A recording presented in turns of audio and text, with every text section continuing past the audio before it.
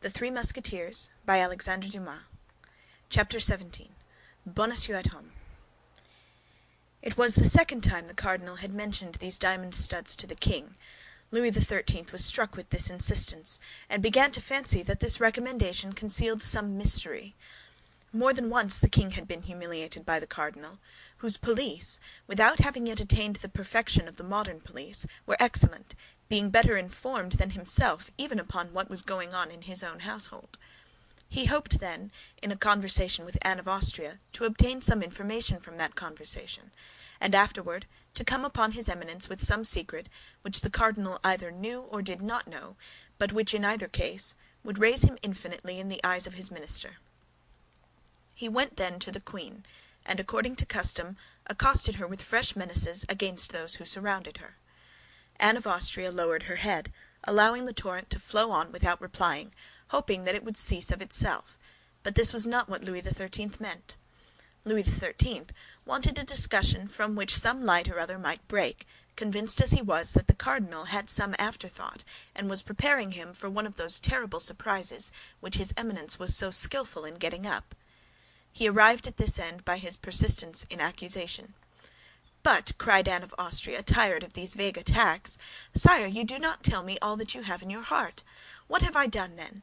Let me know what crime I have committed. It is impossible that your Majesty can make all this ado about a letter written to my brother."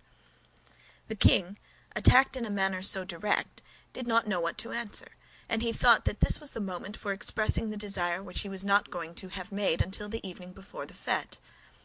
"Madame," said he with dignity, "there will shortly be a ball at the Hôtel de Ville. I wish, in order to honor our worthy alderman, you should appear in ceremonial costume, and above all, ornamented with the diamond studs which I gave you on your birthday. That is my answer." The answer was terrible. Anne of Austria believed that Louis XIII. Knew all, and that the cardinal had persuaded him to employ this long dissimulation of 7 or 8 days, which likewise was characteristic.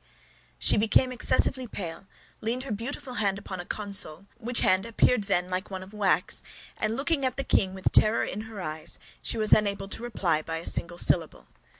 "You hear, madame," said the king, who enjoyed the embarrassment to its full extent, but without guessing the cause. "You hear, madame?" "Yes, sire, I hear," stammered the queen. "You will appear at this ball?" "Yes." "With those studs?" "Yes." The queen's paleness, if possible, increased. The king perceived it, and enjoyed it with that cold cruelty which was one of the worst sides of his character. "Then that is agreed," said the king, "and that is all I had to say to you." "But on what day will this ball take place?" asked Anne of Austria. Louis XIII. Felt instinctively that he ought not to reply to this question, the queen having put it in an almost dying voice. "Oh, very shortly, madame," said he, "but I do not precisely recollect the date of the day. I will ask the cardinal." "It was the cardinal, then, who informed you of this fête?" "Yes, madame," replied the astonished king. "But why do you ask that?"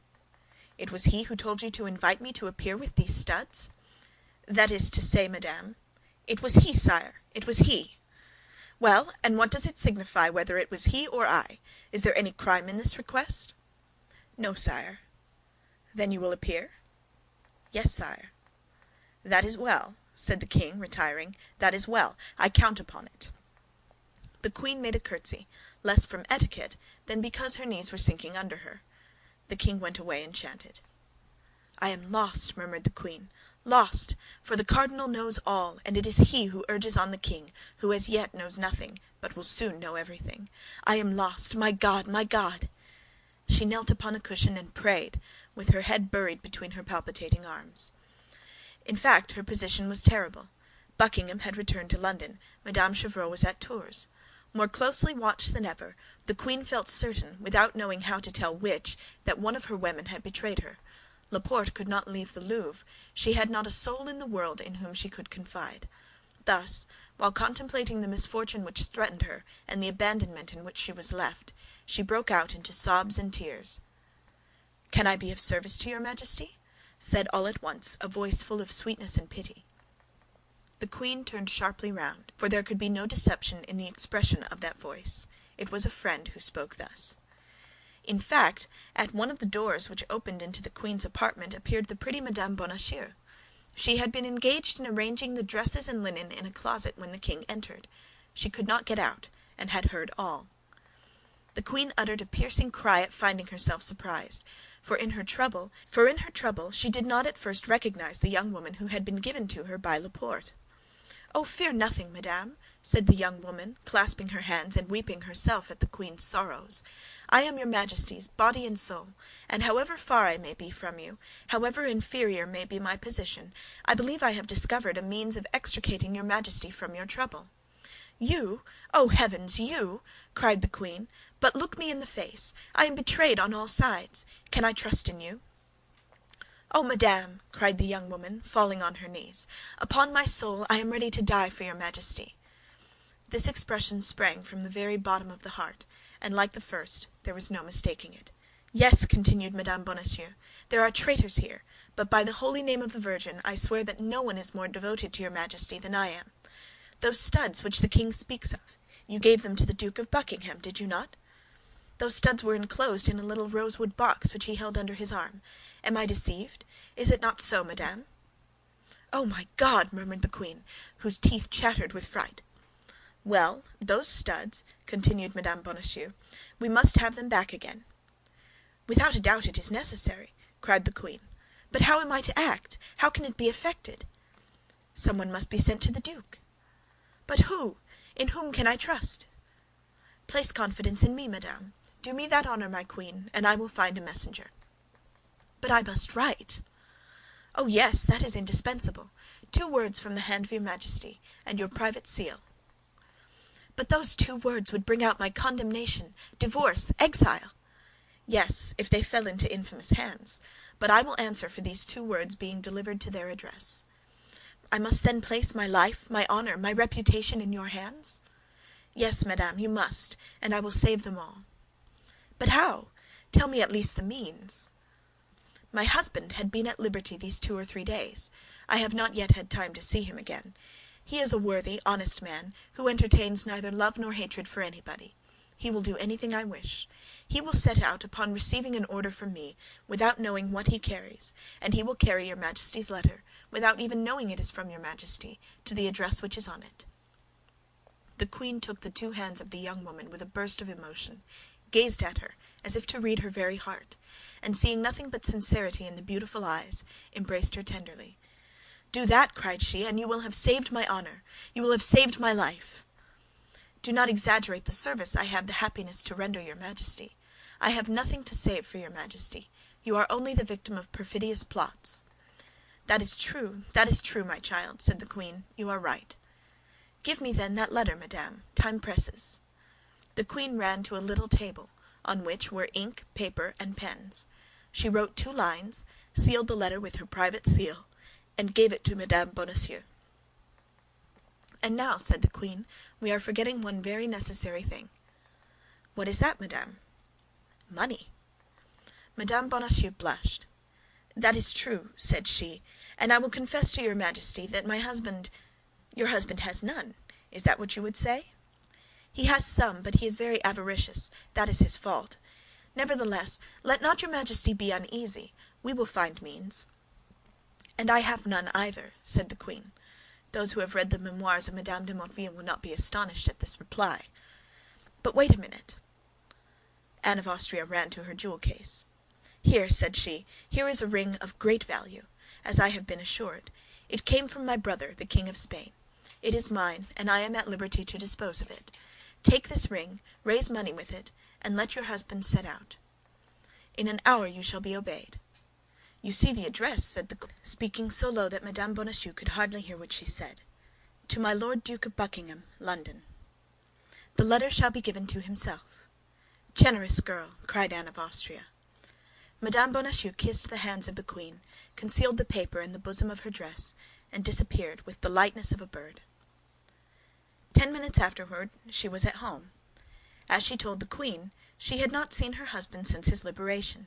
She was ignorant of the change that had taken place in him with respect to the cardinal, a change which had since been strengthened by 2 or 3 visits from the Comte de Rochefort, who had become the best friend of Bonacieux, and had persuaded him, without much trouble, was putting his house in order, the furniture of which he had found mostly broken, and his closets nearly empty, justice not being one of the three things which King Solomon names as leaving no trace of their passage.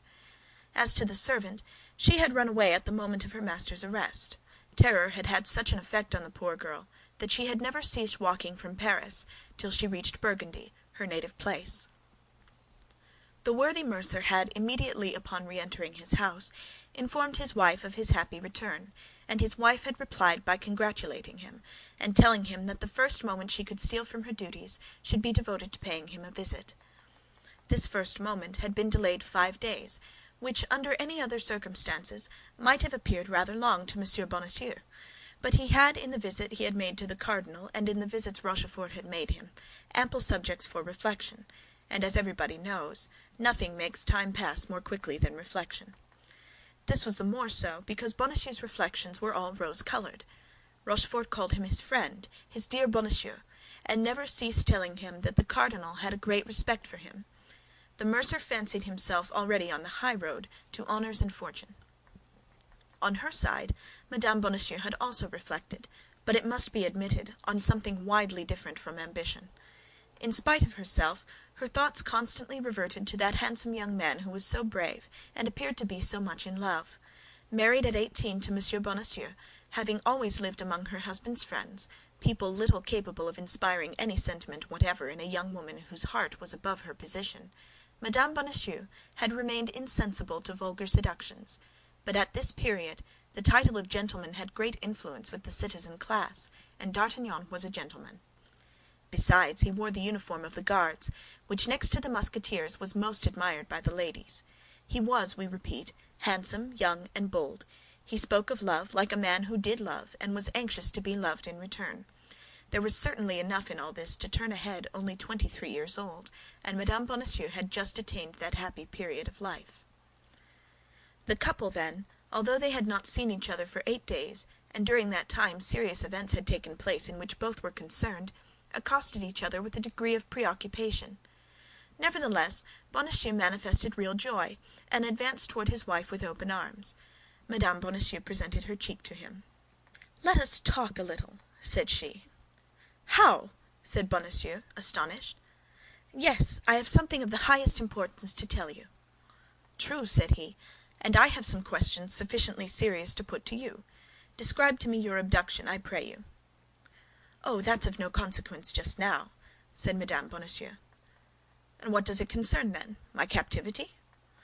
"I heard of it the day it happened; but as you were not guilty of any crime, as you were not guilty of any intrigue, as you, in short, knew nothing that could compromise yourself or anybody else, I attached no more importance to that event than it merited." "You speak very much at your ease, madame," said Bonacieux, hurt at the little interest his wife showed in him. "Do you know that I was plunged during a day and a night in a dungeon of the Bastille? Oh, a day and a night soon pass away. Let us return to the object that brings me here." "What, that which brings you home to me? Is it not the desire of seeing a husband again from whom you have been separated for a week?" asked the mercer, piqued to the quick. "Yes, that first, and other things afterward." "Speak." "It is a thing of the highest interest, and upon which our future fortune perhaps depends." "The complexion of our fortune has changed very much since I saw you, Mme. Bonacieux, and I should not be astonished if in the course of a few months it were to excite the envy of many folks." "Yes, particularly if you follow the instructions I am about to give you." "Me?" "Yes, you. There is good and holy action to be performed, monsieur, and much money to be gained at the same time." Mme. Bonacieux knew that in talking of money to her husband she took him on his weak side. But a man, were he even a mercer, when he had talked for 10 minutes with Cardinal Richelieu, is no longer the same man. "Much money to be gained?" said Bonacieux, protruding his lip. "Yes, much." "About how much?" "1,000 pistoles, perhaps." "What you demand of me is serious, then." "It is indeed." "What must be done?" "You must go away immediately. I will give you a paper which you must not part with on any account, and which you will deliver into the proper hands." "And whither am I to go?" "To London." "I go to London? You jest! I have no business in London." "But others wish that you should go there." Who are these others? I warn you that I will never again work in the dark, and that I will know not only to what I expose myself, but also for whom I expose myself." "An illustrious person sends you, an illustrious person who awaits you. The recompense will exceed your expectations. That is all I promise you."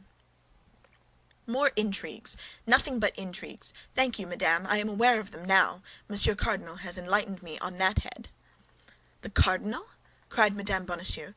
"Have you seen the cardinal?" "He sent for me," answered the mercer, proudly.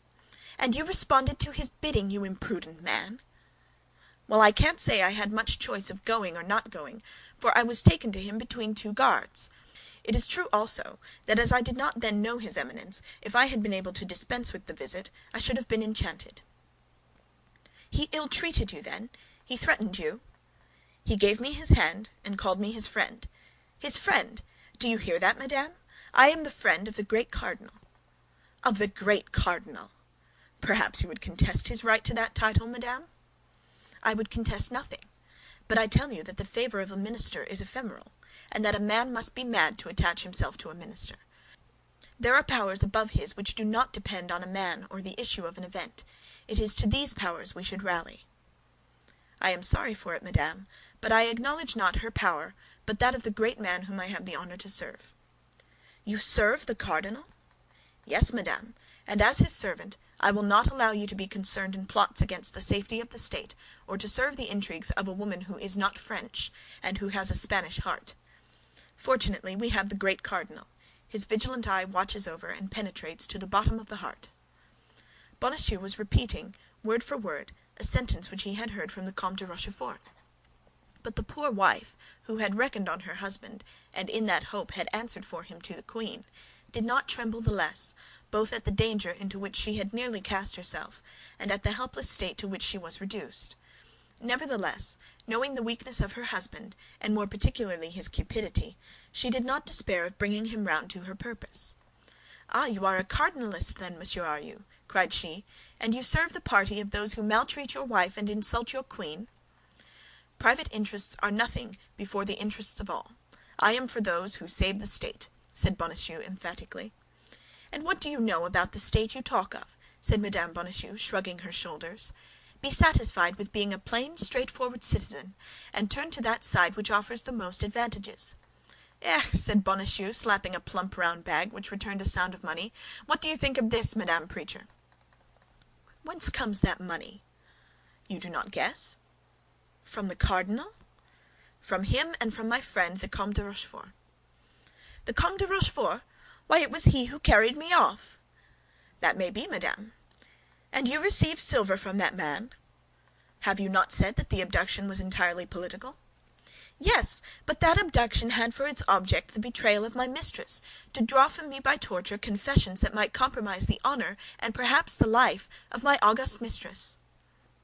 "Madame," replied Bonacieux, "your august mistress is a perfidious Spaniard, and what the cardinal does is well done." "Monsieur," said the young woman, "I know you to be cowardly, avaricious, and foolish, but until now I never believed you infamous." "Madame," said Bonacieux, who had never seen his wife in a passion, and who recoiled before this conjugal anger, "Madame, what do you say?" "I say you are a miserable creature," continued Mme. Bonacieux, who saw she was regaining some little influence over her husband. "You meddle with politics, do you? And still more with cardinalist politics? You sell yourself body and soul to the demon, the devil, for money." "No, to the cardinal." "It's the same thing," cried the young woman. "Who calls Richelieu calls Satan." Hold your tongue, madame! You may be overheard." "You are right. I should be ashamed for anyone to know your baseness." "But what do you require of me, then? Let us see." "I have told you. You must depart instantly, monsieur. You must accomplish loyally the commission with which I deign to charge you, and on that condition I pardon everything, I forget everything, and what is more," and she held out her hand to him, "I restore my love." Bonacieux was cowardly and avaricious, but he loved his wife. He was softened. A man of 50 cannot long bear malice with a woman of 23. Mme. Bonacieux saw that he hesitated. "Come, have you decided?" said she. "But my dear love, reflect a very little upon what you require of me. London is far from Paris, very far, and perhaps the commission with which you charge me is not without dangers." "What matters it, if you avoid them?" "Hold, Madame Bonacieux," said the mercer, "hold! I positively refuse. Intrigues terrify me. I have seen the Bastille. My, that's a frightful place, the Bastille! Only to think of it makes my flesh crawl. They threatened me with torture. Do you know what torture is? Wooden points that they stick in between your legs till your bones stick out. No, positively, I will not go. And morbleu, why do you not go yourself? For in truth, I think I have been hitherto deceived in you. I really believe you are a man, and a violent one too. And you are a woman, a miserable woman, stupid and brutal. You are afraid, are you? Well, if you do not go this very instant, I will have you arrested by the queen's orders, and I will have you placed in the Bastille, which you dread so much." Bonacieux fell into a profound reflection. He weighed the two angers in his brain, that of the cardinal and that of the queen. That of the cardinal predominated enormously. "Have me arrested on the part of the queen," said he, "and I will appeal to his Eminence." At once Mme. Bonacieux saw she had gone too far, and she was terrified at having communicated so much. She for a moment contemplated with fright that stupid countenance, impressed with the invincible resolution of a fool that is overcome by fear.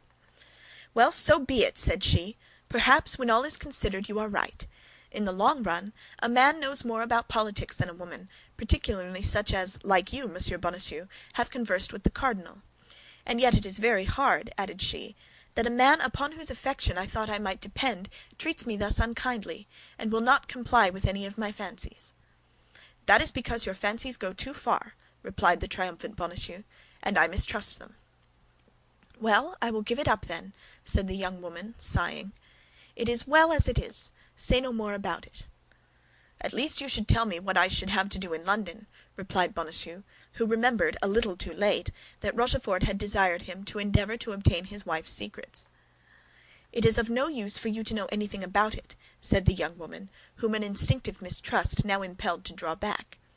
"It was about one of those purchases that interest women, a purchase by which much might have been gained." But the more the young woman excused herself, the more important Bonacieux thought the secret which she declined to confide in him. He resolved then to hasten immediately to the residence of the Comte de Rochefort and tell him that the queen was seeking for a messenger to send to London. "Pardon me for quitting you, my dear Madame Bonacieux," said he, "but not knowing you would come to see me, I had made an engagement with a friend. I shall return, and if you will wait only a few minutes for me, as soon as I have concluded my business with that friend, as it is growing late, I will come back and reconduct you to the Louvre." "Thank you, monsieur. You are not brave enough to be of any use to me whatever," replied Mme. Bonacieux. "I shall return very safely to the Louvre all alone." "As you please, Mme. Bonacieux," said the ex-mercer. "Shall I see you again soon?" "Next week I hope my duties will afford me a little liberty, and I will take advantage of it to come and put things in order here, as they must necessarily be much deranged." "Very well, I shall expect you. You are not angry with me?" "Not the least in the world." "Till then?" "Till then." Bonacieux kissed his wife's hand and set off at a quick pace. "Well," said Mme. Bonacieux, when her husband had shut the street door and she found herself alone, "that imbecile lacked but one thing to become a cardinalist; and I, who have answered for him to the queen, I, who have promised my poor mistress—ah, my God, she will take me for one of those wretches with whom the palace swarms and who are placed about as her spies. Monsieur Bonacieux, I never did love you much, but now it is worse than ever. I hate you, and on my word you shall pay for this." At the moment she spoke these words, a rap on the ceiling made her raise her head, and a voice which reached her through the ceiling cried, "Dear Madame Bonacieux, open for me the little door on the alley, and I will come down to you." Chapter 17